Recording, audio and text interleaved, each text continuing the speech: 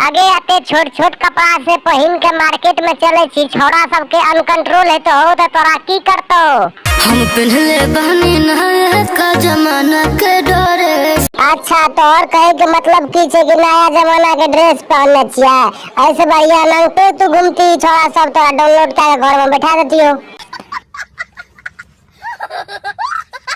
नमस्ते प्रणाम, फिर से आबि गेल छी अहाँ सबके बीच में एगो और वीडियो लाके। तो कनियोटा नीक लागत तो चैनल के सब्सक्राइब कर दियो, लाइक कर दियो। चलो वीडियो स्टार्ट करे छी।